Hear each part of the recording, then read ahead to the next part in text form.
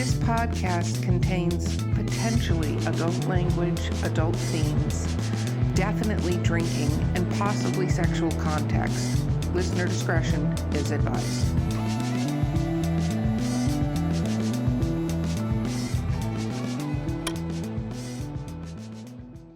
Welcome to Drinking with Authors, the going to probably have a lot of coughing podcast today. Just kidding. Still got COVID cough. I am your host, Erica Lance. Do not forget, because you're listening or watching right now, like and subscribe. That tells us that you really like us, and not really us so much as the algorithms out there that go, does somebody really like them? And we needed to say yes. So please like and subscribe. Our sponsor today is Skunk Brothers Spirits. The coupon code is DWA10. If you get a chance, guys, go to their website because they have some amazing holiday. It's getting chillier out there for some people, drinks. And they didn't ask me to say that. I just happened to be on there the other day and decided I'd try to make a couple of them. I was drinking at the time, didn't go well, but there are some brilliant recipes on there, so check them out. And if you want to be on the show or have an author you want us to find, email us at drinkingwithauthors@gmail.com. We'd love to have you. With that, I got my spiel out of the way, and I'm not drinking yet, so I remembered it. Go team. My co-host today is the amazing, has a cough along with me, trying to be twinsies, Danielle Orsino. Woo, welcome. Yay. And our guest, for the first time ever on Drinking with Authors, we have a voiceover person. They also have their own podcast, but we're going to talk so much about this. Maccabee Griffin, woo! Welcome.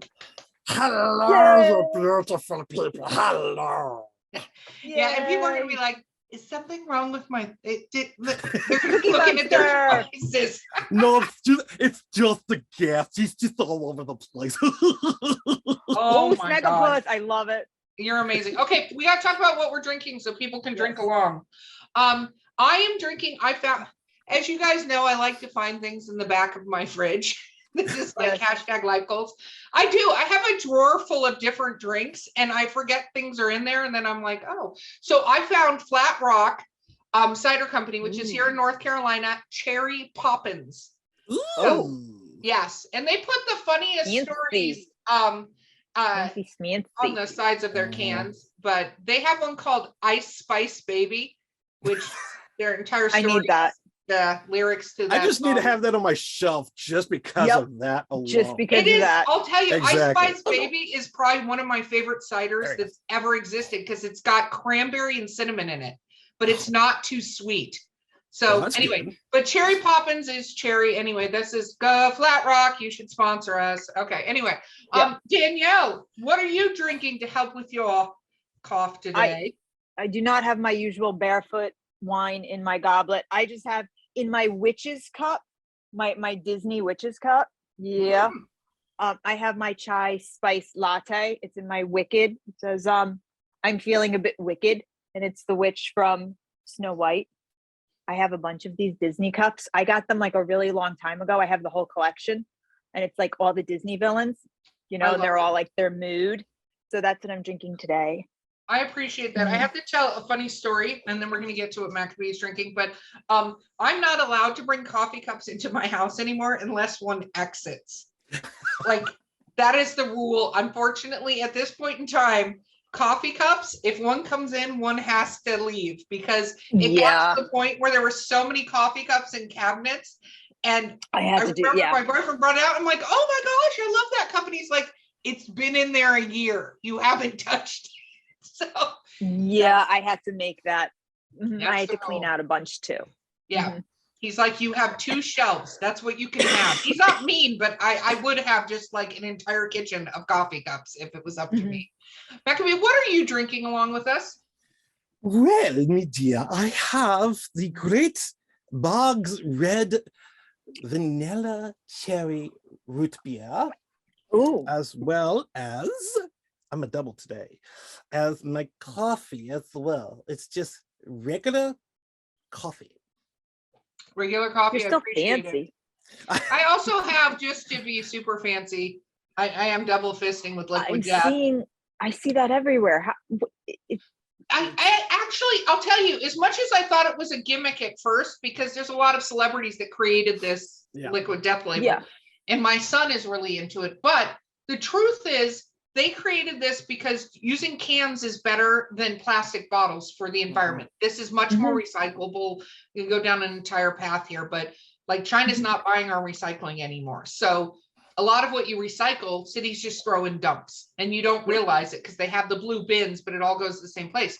But they donate 10% of their profits from every can to kill plastic pollution.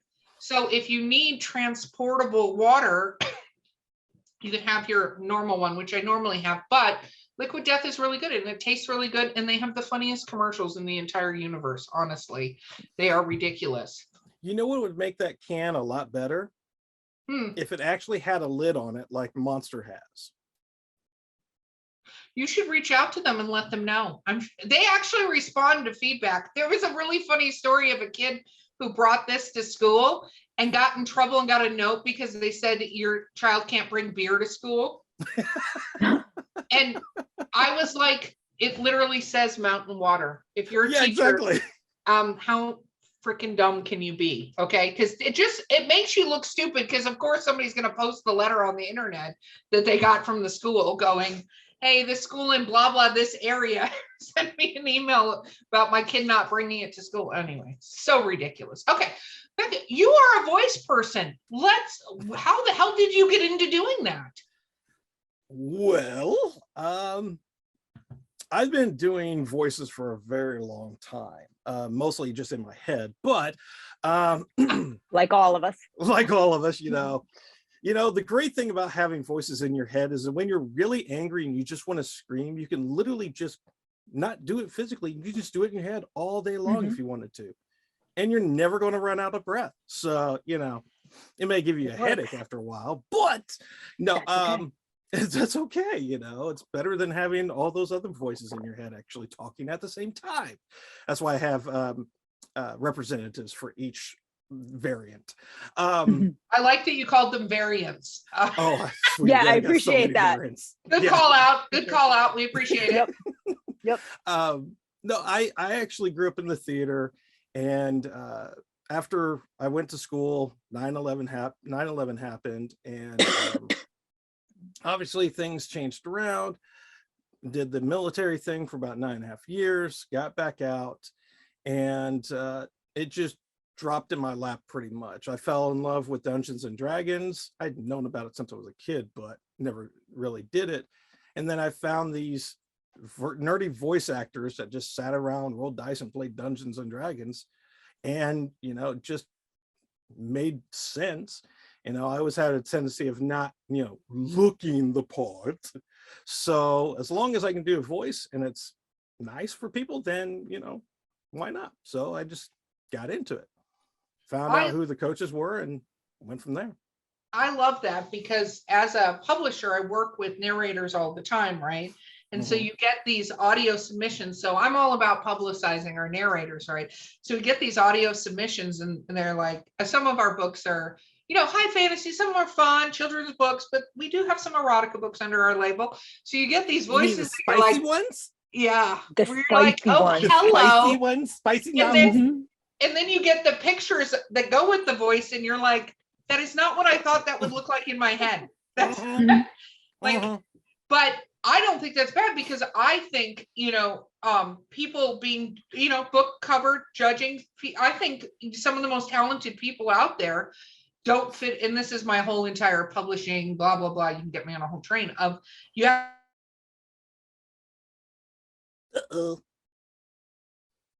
Oh no, she froze on us. She could get on a whole train of it, is what she was gonna say, because I know Erica. So let's just back up a sec. I know where she was going with this. She could get on a whole rant about that, because she loves doing that. So yeah, Erica's a D&D fan. So somehow she was going to tie the whole thing together, if I know Erica at all. So that's where I'm thinking she was going with it. Granted, maybe I don't know, but that's where I think it was going. So I'm just going to take the whole interview over from here and just, hey, she'll come back when she comes back, and it's all good. Here's my question for you, though. is there a specific character you like doing or a genre that you prefer? Ooh. Um, in regards to in regards to the genres, I love honestly doing nonfiction more than anything else, because for me, it is easier to do in terms of the way that I actually do speak. A lot of times when I'm reading something out for somebody, it's more in a conversational slash teaching format. Mhm. And it makes sense for the way that my voice works sometimes, but it Mhm. doesn't mean that I don't love doing fantasy as well, because it's so fun just to try to figure out how you can actually set something up in terms of character voices or the personalities. Um, and then of course, true crime is always a favorite too. I love murder mysteries, the Oh, whodunits.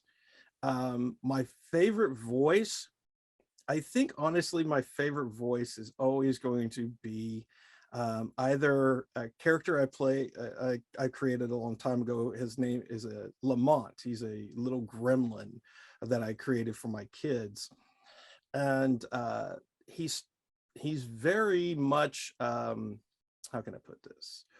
He's very much the motherly type to a villain, but yet he is very minion like in terms of lack of intelligence, but he has a heart of gold. He just doesn't know how to really present it properly. So for Lamont is more like, well, it's a little bit like this, but it's a lot of fun to do, and it's a lot of, it is really great. Um, and then of course, there's always the joy of uh, Drill Sergeant Rockwell, which is a character I created a while back, because of military. Obviously, I have friends that were drill sergeants in the Army, and you hear it all the time in the Marine Corps, where they're just like, there's no voice left, and they just sound yes. like a frog. Mhm. But for me, it's really interesting to do it like that. It's so fun, but it's really, really good. I get a lot of anger out of that. So, Yeah, I would say that works. When yeah. when you are doing voices for fantasy or you are reading a fantasy book, do you prefer a first person POV, or do you like when somebody presents you with that omniscient point of view, so you're always doing different voices or different characters, or do you like that one point of view so you can just hone in and kind of create that voice and really narrow it down and kind of master it? I kind of like the first person, honestly, the easy, because one, it's a lot easier to do. Um, Mhm. but I am never too far away from at least trying to create other character voices specifically to the personalities. So the way that I look at it, as long as I understand what their personalities are and how they're, the tone that the author wants, and just the way that they present themselves, either physically or mentally, it makes it easier. It's an easier process for me to come up with the voices a lot easier that way. So sometimes it works better, sometimes it doesn't, but you get what you get and you do what you can do. Okay, I'm back. Understandable. Sorry about Oh, that. you're back. And internet in the mountains is so much fun. It's so much fun. I learn new things every day. I had a question though about how you decided to start. So a lot of people I hear go, I want to do narration, but how did you actually start getting into narrating books? So for me, it's something that I've tried to, I don't like going like the audition style like everybody else does, just because you're one in a million voices. And the other fact is that I remember in my first year that I was doing this, I did like over 1,000 auditions, either for commercials, TV, audiobooks, anything and everything. And I got like 10 projects, and 7 of them were for free. So I had to take them just because I needed to build up my portfolio. So over the years, the 3.5 years I've been doing this, I've been able to at least get a little bit smarter instead of working harder to go directly after these online casting companies and stuff like that. So for me, I always go now directly to the publishers or to the authors themselves, because they're going to tell me whether or not it's going to be worth doing or not, especially if I like the book, like, you know, Birth of the Fae. But plug plug, you know, shameless plug. We're all about shameless self-promotion. Well done. Well done. I pick up real easily.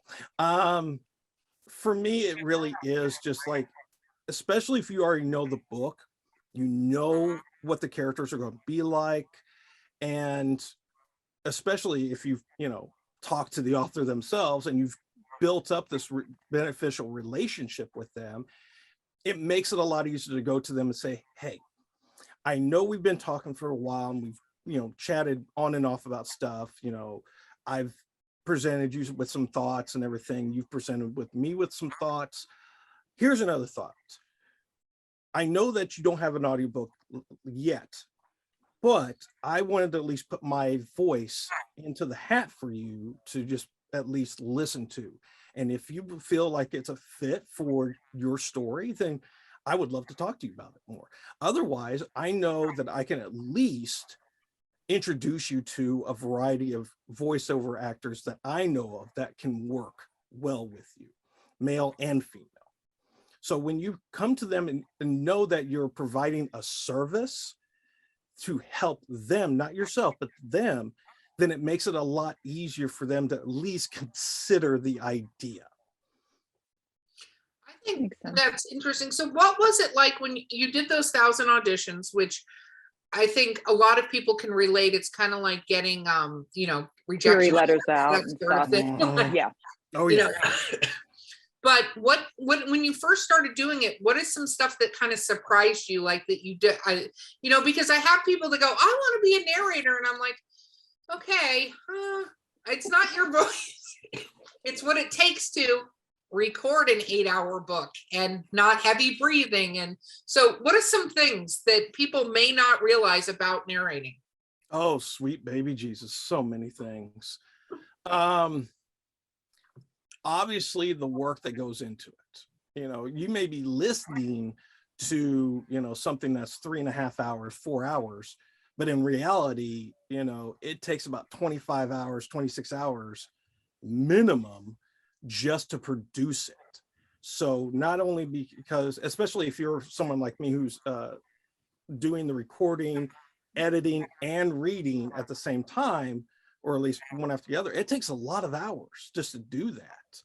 And obviously, if you got a real great take of a specific line that you really like, or the chapter, and then all of a sudden, you know, there's a big old noise in the background, i.e. kids, you know, outside mowing, anything like that, then you have to start all over again. Because unless you can really get rid of that background noise, then sorry, it's going to be another take, which adds more time onto it. And I think that I'm glad you said that, because I think a lot of people don't realize for narrators, it's, you know, I'm sure you get better and better at being able to sit down and just go through. Mm-hmm. But the first time you'll record a paragraph and you're like, do I sound like that? Like the breathing and the, like, you're like, what is that? The plosives are so horrible. They're just like, they will come up with you. That's why for me, it's always great to know techniques that are going to help you and provide you the means to not have to redo certain things over and over again. For instance, being at least 6 to 10 inches away from the mic, or as I like to have, and I'll move my mic just a little bit so everybody can see, I have a shield over my mic, which gets rid of all the background noises. So having things like that helps, and it gives it the ability to not have to work as long on the editing. Breathing techniques, either if you're standing or sitting, knowing when to take the pressure off your diaphragm helps out a lot. because then you can actually breathe more. Exercising actually helps, because again, you are the instrument. Your voice is the Your instrument. body is it. Your body Yeah. is the instrument, especially because when it comes to voiceover, it's actually more physical than a lot of people think, especially if you're in a scene that is very emotionally driven. You're going to be mentally and emotionally just shot by the end of the day. Your throat is going to be done. So knowing that there's certain remedies out there that are good for your throat, like pipakoi, it's a Throat coat. Chinese herbal syrup. Like if I have a really bad, like a really harsh day of screaming, or I'm talking a lot that day, I can drink some of, or take some of that. Next day, my throat's fine. Comparative to like, oh God, now my throat's gonna be done for the next like 5 days. So That's interesting. I want to ask a question about, we're going to go into the Dungeons Dragons nerddom. Yes. Oh, I knew you were heading there. No, I am. I'm going to get there after the break done? because I feel like we're not going to get a break in between after I start going down that path. But I want to talk about the coming up with the characters and the voices and stuff like that. I've always wondered this because, you know, I love listening to audiobooks. We create audiobooks. But how do you do, because some of them are first person POV where you're doing, you know, obviously the other person's interpretation, and you're not really changing your voice much. But when you do the third person POV where it's different characters saying different things, I've always been curious, do you just do those in a row, or do you record like Sandra's lines and then put them into the rest of the thing? Because you maybe are in a little voice like that. This is terrible. I'm not a voiceover actor. But you know what I mean? You're into a voice that maybe going from that down to one of your really deep voices. I just got to know, do you do it consistent? Do you do it in pieces? Tell me the secret. I must know the things. Well, some days it depends on how long. Like if it's a long scene, then I may break it up because I'm going to have to switch personalities so quickly. It's going to suck. But if it's like a shorter scene, then I can do it one after the other. It's too easy. It makes it a lot easier though when you understand understand what you're reading and what you're being provided, and actually being able to communicate properly and a lot over time with the author. You know, when you can schedule times with the author at least once a week, twice a week, however much you guys feel like you need to talk, having those conversations and figuring out, is this the right tone for this character? Am I hitting the personalities right? Am I doing the physical motions properly to even inflect the right feeling to these characters in these specific scenes? And when you can actually be in those conversations, it makes it a lot easier to figure out how to deal with it. I got to ask a question on that, Erica, if that's okay. No, go ahead, because I have one more and then we're going to take our break. So you go for it. Okay. Because Maccabee's read part of Birth of the Fae, I change from Jarvok to Aurora a lot. Would you, when you have books like that where it's maybe a male POV for a chapter, then it goes to a female POV, is that when you might ask another voiceover actress to jump in? And is that where you might split it up when you have a book where the POV changes from male to female? Would you possibly pull somebody in and say, you know what, because it's a full chapter of this female and then a full chapter of a male, is that when you maybe would pull in another voice actor to say, why don't we do this together? Because that would suit the book better, and it would keep you from having to drop your voice and make it high and, you know, keep going back and forth. Is that kind of a situation where you might pull in a second actor? I would recommend it, specifically because we want to, one, make sure that we're hitting the right diversity and the creative capabilities of multiple actors. So taking something like Birth of the Fae and literally almost thinking of it as an audio drama makes it a lot better, especially for someone who is hearing it for the first time. Now, I understand you may think of it as, budget wise, like exceedingly like one of those bad ideas, unless you get like 3, 4, 10 grand, depending on who you bring in and how much they're going to have to record. If it's not within your budget, then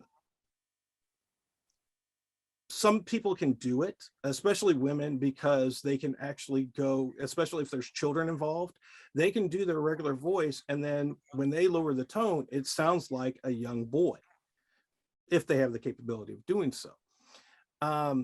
So for those people that can do that, yeah, you can do it easily like that. And for me personally, I would go one, like, again, like you said, the first chapter is more of like, or the protocol is like Lucifer, then we go into Z, and then all these others.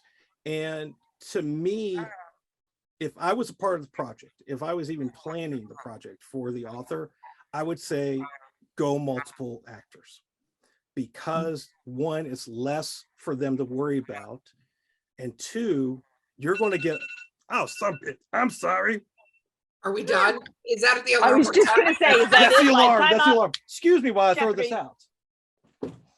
Anyways, I had it on silent too. I'm sorry. Lies and slander. Lies and slander. I actually did. It just alarm. Anyways, I forgot the alarm.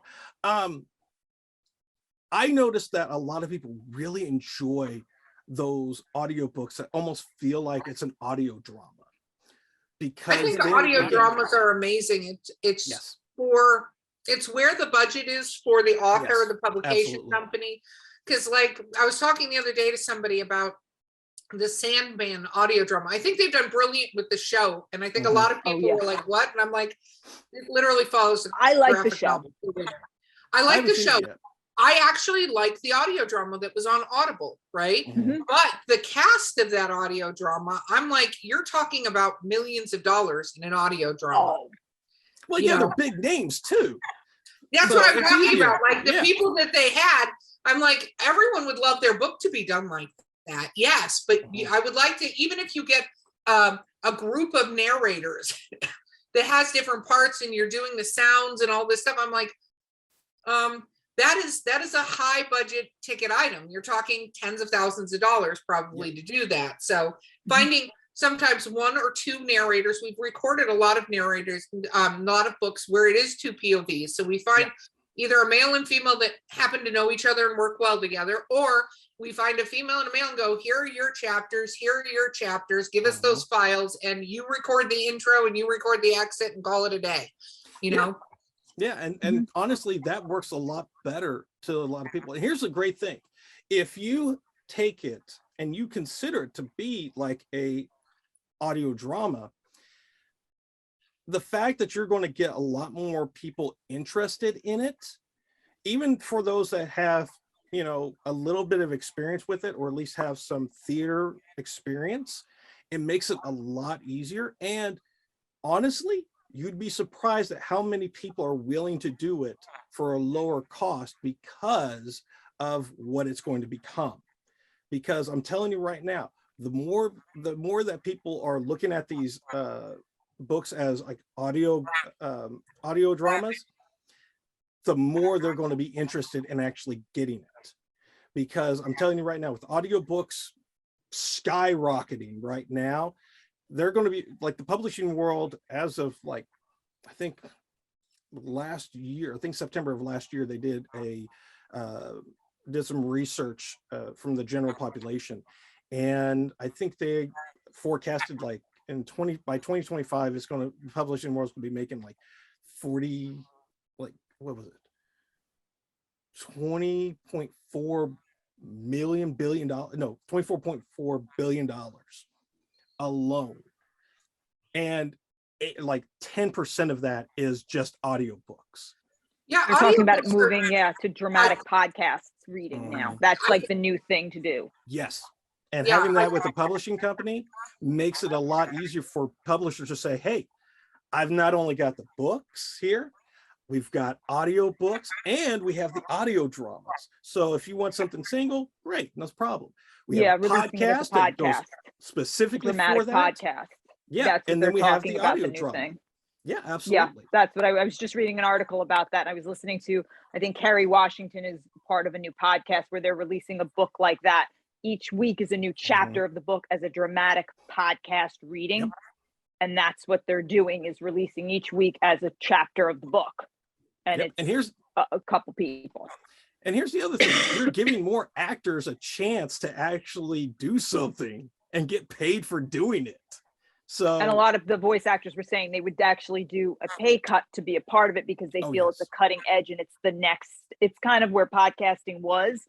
This is the next level in audiobooks, or that's what they're saying right now. Yeah, absolutely. And I agree completely 100% on that.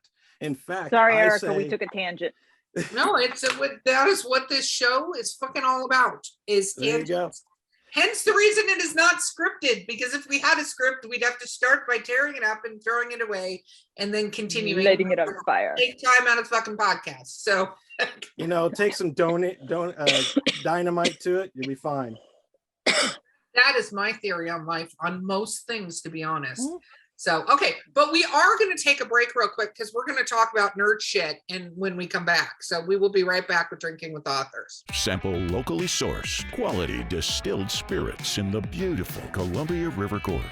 At Skunk Brothers Distillery, we're family owned, brewing small batch grain to bottle spirits, just like our grandfather did back in the Prohibition era. From handcrafted bourbons and moonshine to flavored blends and cordials infused with local fruit. Join us for a tasting tour and buy Skunk Brothers Spirits straight from the source. It's all in the family at Skunk Brothers Spirits, located in Stevenson, Washington. So we're back, and all of us are back, including myself, are still here. So go team. Let's talk about nerd stuff, because you did not play Dungeons and Dragons because you're wearing a Dungeon Master shirt, correct? Yeah. Yes. So, which is awesome. Mine says all of the things, all of my favorite things are either fictional or fattening. So I need that shirt. I got a black canary shirt. I see you. Nice. You always represent the nerddom too. I appreciate it. Yeah. She had a cosplay on when I was interviewing her on my podcast Beyond the Fence. She cosplays quite a bit. Straight. Oh, I know. Damn straight. Oh, I'll show you another. I got tons of these things. One of my other favorite shirts is one that has an older design on it. Oh my gosh, that is so old school. I know. I love it. Wow. Yeah. No, so I played Dungeons and Dragons back when it was a box set initially, and you colored in the dice. I say that lots of people don't understand, but you had to use crayons, color in the numbers so you could fucking read them. Yep. So when did you begin, my friend? I actually began 6 years ago. Oh, so like fifth edition, yes. Okay. But it doesn't mean I don't know anything about 4th edition or 3rd edition, or no, 2.5, excuse me. I was going to say, you got to go back to 2.5. 2.5 was a winner. 2.5 D&D where you could parry the fireball with the actual mage. You picked it up because the rules were not written well. That was a fun one. So you started getting into, how did you get into Dungeons? How'd you go down this nerd path, my friend? So you're in the military, you come out and you're like, you know what I want to do? I want to be an epic nerd. Let's do this. Oh, sweetie, I've been an epic nerd since I was freaking 6. There's nothing there. Okay. I actually got introduced to Critical Role, obviously the big one. Critical Role back prior to it actually being big. I was one of the original critters. I got introduced to it from a coworker after I dropped out of college again. I went to work at a naval base, and I was doing logistics, and we didn't have a lot of things going on at that time. And one of my buddies would always bring in either one of the small 2-person games to play, or he'd be watching Critical Role, and he introduced me to it. And I was like, I couldn't hear anything. That's the funny thing. I couldn't hear anything, but I knew he was watching this, and he would explain to me what was going on. And I was like, okay, sure. And he let me listen to it at one point, and I was like, this is so damn cool. And I heard the stories about Dungeons and Dragons. We all have. But when I started to really put 2 and 2 together as it's just acting, you're role playing a character. That's literally all it is. Yes, it has demons in it. So what book doesn't? What fantasy story does not have some type of demonic entity involved in it? Well, they all do. It's some way, they shape, or do. form. I just Danielle's right now trying to corner the market on having the Christian establishment take her down. So it's fine. Yeah. Actually, no. I had a buddy of mine who also wrote a Christian book, and his was called plugs, A Story Told. Hold on, bring it up. Yeah. Oh, Here it huh? is. Yeah. And it's by a gentleman by the name of Chris Laparco. And he actually, if I remember correctly, this decision, he actually read it and he was like, oh, this is great.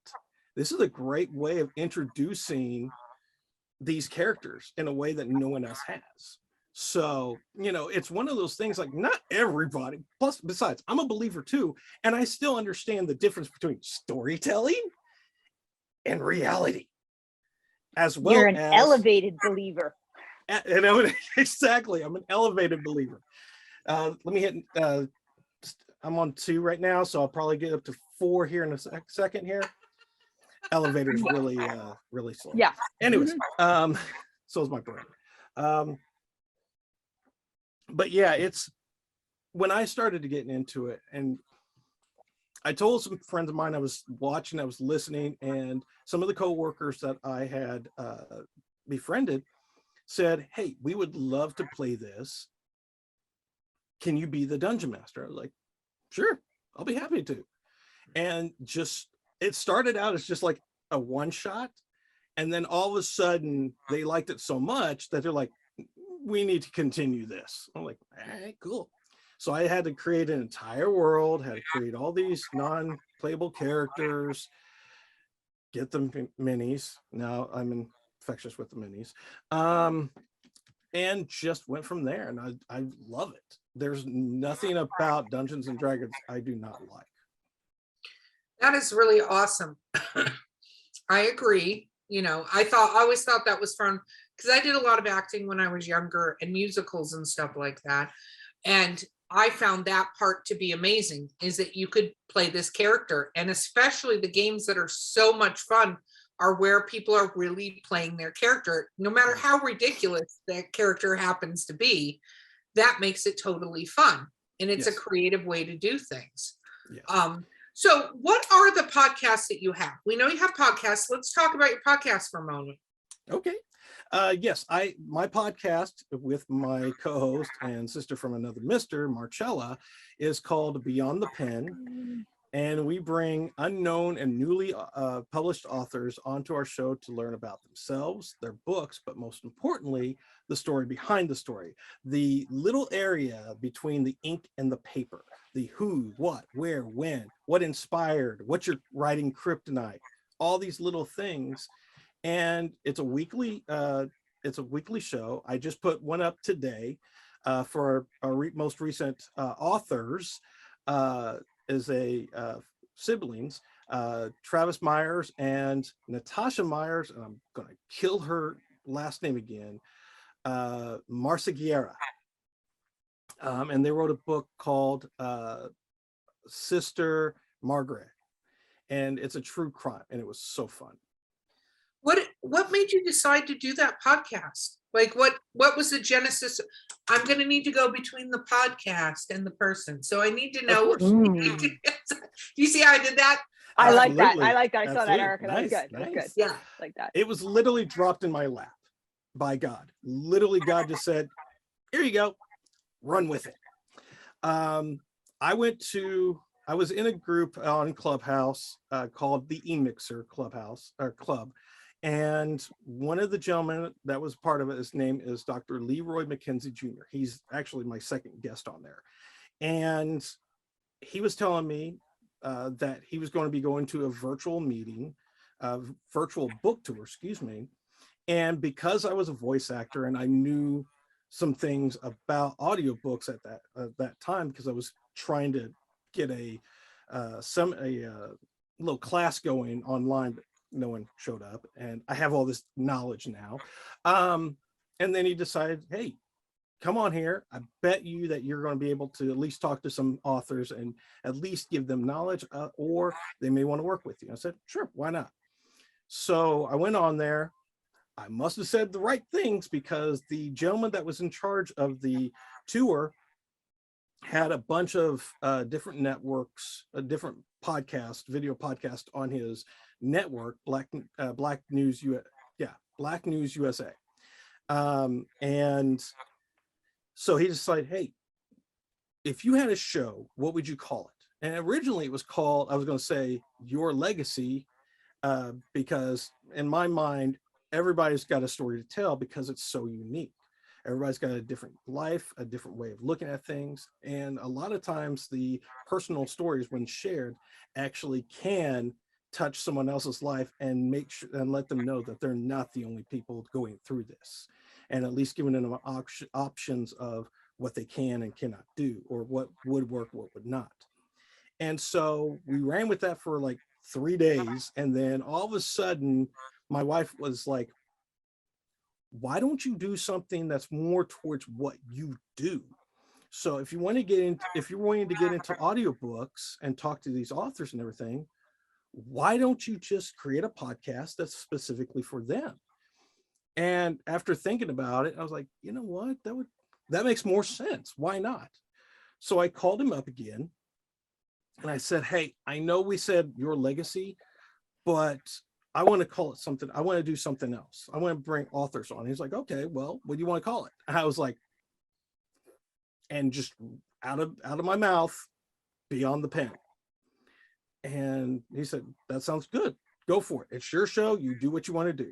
And sure enough, I started this back in December of last year, December 11th, more specifically. And we've got 45 episodes up now. And we actually, and Danielle's a part of this too, our podcast actually got picked up on Roku.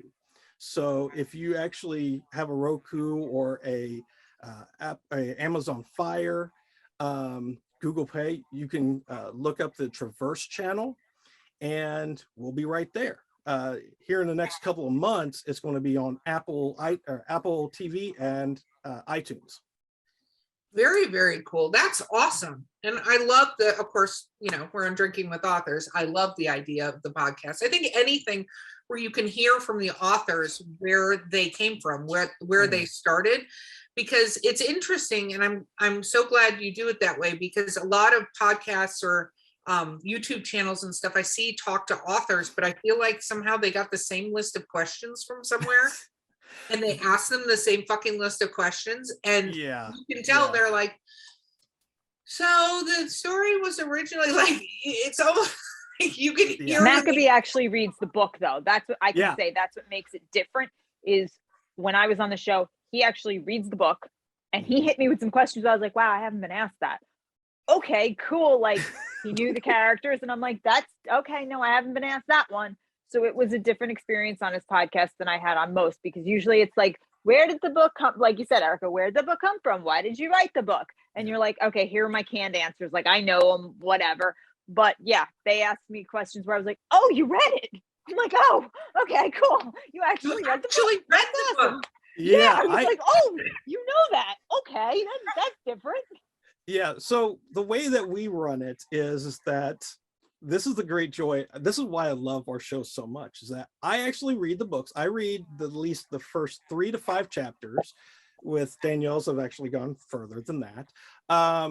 But with many of our authors actually like that. But I mostly try to stick with, at least prior to the interview, chapters 3 through 5. or all the way up to chapter 5, depending on how long they are, because sometimes these chapters can be pretty damn long. But I try to make sure that I'm asking questions that, one, is not like anybody else, or at least that's what I'm trying to do. The other aspect is that I want to look behind the words. I understand where the narrative is going. I understand where the author wants to take us, but I want to look at the architecture behind it. I want to look at little things like, okay, for instance, on Danielle's, I think I remember asking something about the effect of PTSD for the battle angel. And for me, it was like, as a soldier, I understand what it's like to, go through hell and high water, almost being blown up a few times. I've seen a few things and been through a few things. So I connected with him a little bit more from that. So I understand what it means to have some type of mental health issue, PTSD. I don't have PTSD, but I also have psychogenic non-epileptic seizures. So that's a whole different ballgame right there. But for me, it was like, I want to understand what he was going through. What was the ideas that you had when you were creating him and putting him in that situation? Because to me, as an actor, I love looking at the characters a lot more than everybody else, because I want people to understand from an actor's point of view. When we look at a character, we look at the psychology, we look at the personalities, the emotions, every little thing about them, their movements, because every little detail, their quirks, every little detail matters. And so when you're reading these books and you're trying to picture what they look like or what they're going through, when you have an emotional attachment to them, you actually understand what the author is presenting a lot more. You can actually understand what that character is going through, and you connect with them more on it. You connect with them on an emotional level, which makes it a lot better of a read. Okay. I think that is amazing, thoroughly amazing. And it caused me to have 3 questions, and now I remember one of them. Thank you. Thank You're you, welcome. Carrie Poppins, for assisting me with that memory lapse there. I appreciate it. I want to know from your perspective as I'm bouncing all over the place, and I hope you're joining me, because this is how I do this. This is where Unscripted. I'm scripted. Yeah, unscripted. One of the things that I kind of wonder, as you take on a project, you're taking on a project based on maybe having read the book, but maybe not having read the book, right? You take on a project based on seeing it, meeting with the authors, whatever, and no calling out anybody in particular. I'm kind of interested from your perspective when you get into it, and we go, oh, they're narrators, they're reading the book, but do you get into books and go, what the fuck just happened? Like, in the middle of the book, you're like, the character wouldn't have done that. Because as an avid reader and an avid lover of books, which we can tell you are, that's got to be fucking weird when you get into a book and you're like, oh, I thought I liked this book, but I do not like this book, but I have the job of narrating this. So let's talk about a little bit of the flip side, and then I want to go to the love of book side. But I'm just curious, because, that you read 3 chapters, I think is fantastic, especially if you do a weekly podcast. But as somebody who time, not always getting to read every single book, but it's interesting because I have authors obviously on this podcast that what they write is not necessarily like what I use for my casual reading. It's not a job thing. It's my casual, like, this is what I want to read, when I'm doing things. So before I keep talking, let's talk a little bit about that process when you're narrating a book and you're like, what the fuck hell just happened? Or things like that. Like, so that's another reason why I love my show so much, is because, and the way that God has presented it to me, is that I get the chance to really read the books, and I get a chance to actually talk to the author first before I even think about asking them, hey, have you ever thought of doing an audiobook, or me doing my research on them if they've already got an audiobook where they can find it, how people can help them, support them, and stuff like that. If they don't have an audiobook already, I've already got a copy, either digitally or physically. By the way, I'm still waiting for the other ones, Danielle. Yeah, I know. We're working on that, honey. I'll get them to you. Don't worry. You're good. You're good. And make sure you're signing too. Yep. For me, it's like if I can read the first 3 to 5 chapters, and if I feel like it really does work, because I'm telling you right now, I get tons of people asking to be on my show, and that's why I ask for digital copies first, because if I don't like it, it's not going to cost them anything, really. And I can say, yes, you fit my show, or we don't want anything to do with this, because of the fact that I want to make sure that, one, I'm comfortable with it, and two, that my co-host is going to be comfortable with it, and then 3, our listeners. Because if either one of us, who both are voice actors, if we don't like it, or we don't have a good feeling about the author, because trust me, I will, they could have the greatest book, but if that author isn't so many different words I could possibly say right now. No, we're on a mature podcast. You can literally say all the fucking words you want to. Like that's I try not to curse as much as possible, but if they're not a good fit for you. Right, exactly. How about I'll say ass hat? Does that help? That There you works. go. That works. See, Yep, that works. Yeah, that was one of the things I was going to say. If they're being an ass hat, then I don't care how good they are.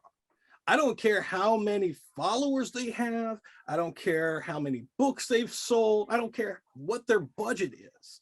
If I don't feel like I got a fit for you, and especially if Marcella doesn't fit, because even though I read the books, she reads the authors, and she will tell me, I don't like them. I really don't. And I've went against what she said at least once or twice, and I've regretted both times. And I think I love that you brought that up. I'm going to go back to another question, but I love that you brought that up, because this is something authors should know, regardless of your success level. Be a nice human being. Be a nice human being to your audience, to your readers. You're a celebrity. You need to do that, because podcasts and stuff like that come on, and we invite you into our realm to help you promote yourself and your books and things like that. That's what we're doing, because as podcasters, it's not like we're getting paid a ton of dollar bills, y'all, to do this. It's not like, if you do, I get paid quite a bit in liquor, which is nice, for my podcast. At least you're getting something out of it. Yeah, it's got the spirits, food. We're still looking for an underwear sponsor. Yeah, we're looking for an underwear sponsor. Well, for literary briefs, we need to have underwear on, because we don't. Man, I hope you guys are wearing them at least. But we are. We're not free balling. We're good. When authors come on and they are egotistical, pompous, rude, unpleasant, I can go through a lot of adjectives. I just go, we're a community that needs to support each other more than anything. And we need to support just being a nice person. I feel this is true with all celebrities. So when they come anywhere close to us and they do that, I'm like, that's okay. Nice. I love that you've but what about being in the middle of books? Have you ever been in the middle of a book and gone, wow, didn't see that coming? Yeah, when you're narrating, like, have you ever been in the middle of a project and you're like, this is what the heck do I have to say right now? I haven't been in that position yet, because I tried I try to be as prepared as possible before I even start a project. So you know what you're getting into. Exactly, because if there's something in there that I don't feel comfortable with, for instance, I'll tell you that there was a audiobook that was, a book that was being presented into a audio drama, and these gentlemen wanted me to do at least 3 different characters, and they were going to pay me for it. And I was like, great, awesome, I will just send it to me. I'll be happy to look at it and be great with it. And when I started to read it, I was like, oh hell no, I am no, not even touching this. First off, I'm not going to go the mature level of what you want. Got it. 2, I'm definitely not going to talk about masturbation and being in the activity while I'm recording. Yeah, that was definitely a no-go. You thought your sex scenes were, woo, this had nothing on that one. Yeah, I don't putting think my name I've on ever asked anybody to masturbate while reading our audiobook. Well, So the character was masturbating, was saying. But yeah, the thought of like, I have to at least sound like that. No, thank you. And there was quite a few other things that I was saying absolutely no to. And they didn't say it was going to be a mature one anyways, but even still, even if it was mature, I'd at least look at it to see what their definition of mature is. This was like close to like XXX almost at some points. And I told him, like, I just was blunt with him, like, I'm not doing this project. I don't care how much you're going to pay me. I'm not doing it because I'm not putting my name to that project. And I think a lot of actors need to do that. A lot of voice actors, a lot of authors, a lot of anybody that's ever working on a project. If you don't feel comfortable with it, even if you've got that one little bitty red flag in your head, that should be enough to tell you no. I think that's true in life, though. I think people ignore the red flags.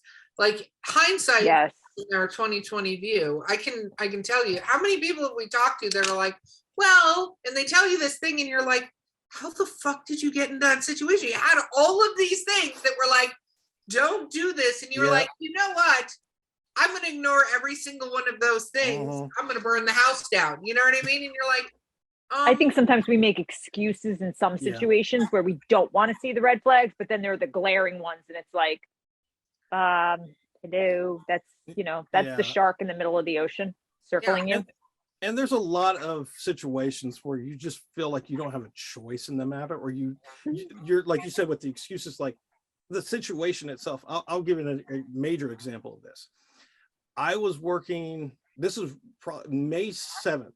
I got laid off from a pharmaceutical company that I was working at, and because of COVID, mainly because of the fact I couldn't cover my nose. Because of the fact I had a deviated septum, it was hard for me to breathe, a lot of different things. And I was the only one bringing money in. Yes, I have a pension because I was medically retired, but it was still not going to be enough. So I took a chance on some people that I shouldn't have. And even though I was getting paid for it, it turned out to be a scam and turned out to be illegal. And when I went to the police officers about this, which by the way, thank God that I was not even charged with anything. It just shut down a couple of my bank accounts. But because of the situation I was in, needing to have money come in to pay for everything in general, while my wife was still going to school, I didn't have a choice. I knew there was some red flags. I just ignored them because I needed the money. Yeah, you make the excuse. Exactly. You you kind of justify in your head.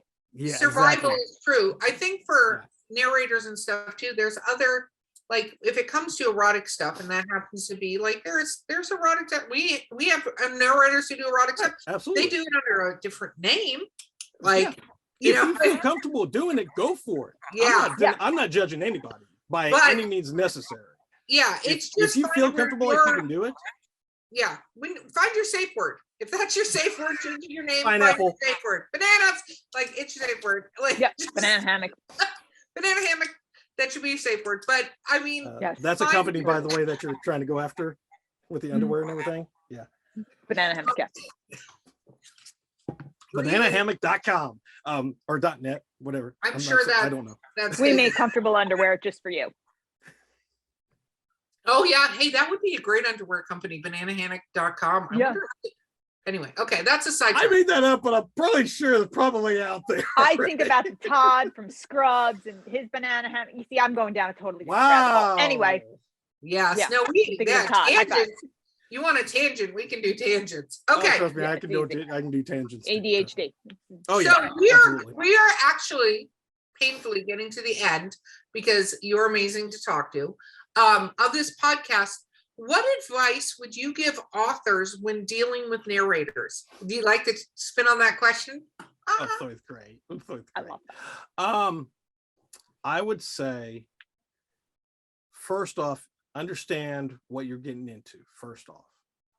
Secondly, when authors are searching for voice actors, make sure you understand what their rate is and how they're doing it comparative to what is actually out there. For instance, a lot of people will say that they'll do an audiobook for like $3-4 grand. Now, I'm sorry, unless that thing is like 8-9 hours long, you shouldn't even be getting close to that. Because the national rate per finished hour is $250. I do $300 because I also understand what I'm doing, and I'm also bringing in certain things that's probably going to help you a lot more, like the information of how to, 3 different platforms that you can load it up and still have 45 different locations that it's going to be spread out to, plus a wide variety of other things. The second thing is that know the industry. Understand both, not only the voiceover industry, but also the publishing industry.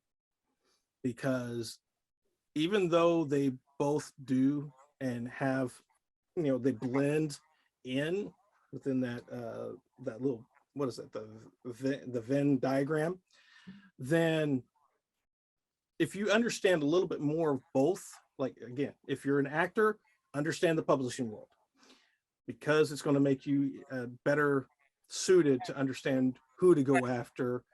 Do your homework on the publishers that you're introducing yourself to, or those that are asking you to do their audiobooks. Do your homework, figure it out, whether or not you feel comfortable with it or not. Same thing with publishers and authors. Do your research on the actual actor. What have they done already? Don't just look at their samples on their website or wherever they've got them at. Understand what type of equipment they have. Understand where they're recording. Like for me, I record in my walk-in closet. Newsflash, 90% of the voice actors do it because we have our own home studios, just because of the pandemic, for one thing. But it also, because there is closing here, it dampens the sound, so you don't get that echiness. I have a shield on mine, so it makes it a lot easier for me to worry about background noises. So you don't have to hear them, you don't have to listen to that. Plus, I understand also how long it's going to take me to actually do the audiobooks. So understand a few of these things first before you even think about that. Figure out where you want to upload it, because you got to figure out specifically, like for instance, ACX and Amazon, they take 80% of the profits. So if you're putting your audiobook up for $20, you're only going to get $2 of that, specifically if you are going to be doing royalty sharing with that author. So $20, that gives you $4 profit. By the way, they're going to get 2, you're going to get 2. And then of course, unless you make like $50 a month, by the end of the month, they're not going to send you anything until it gets to that point. So understanding and doing your research on where you're uploading it and how they're going to pay you, where it's going to be loaded up so you can help with this stuff, that is going to help you understand what to look for, what not to look for. I love it. Okay. And shameless self-promotion time. Where do people find you? Oh, absolutely. And your podcast, please, please, please. Okay. So first thing is you can go to my website, macgriffinvo.com, MACKGRIFFIN, V as in Victor, O as in Oscar.com. And you can learn about not only my voiceover, but also the podcast, as well as the writing coaching. I can't say this. Yeah, I'm basically doing writing, coaching writers to develop their characters a lot more. And I'm looking at it from an actor's point of view, not a literary point of view, two different ways of looking at it, two different ways of writing it. Good point. So I'm always looking for authors to work with.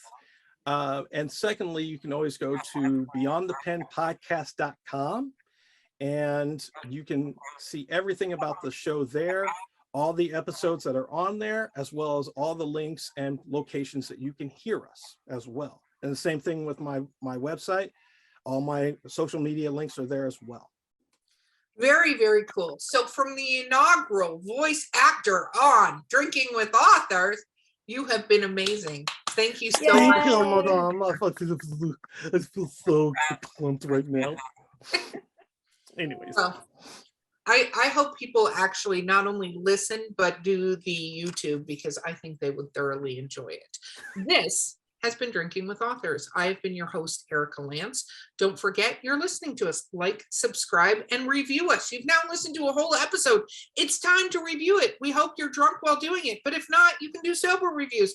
We love reviews, so please definitely give that to us. My amazing and talented co-host has been Danielle Orsino. Our guest has been Maccabee Griffin, and we will see you guys next time. Bye.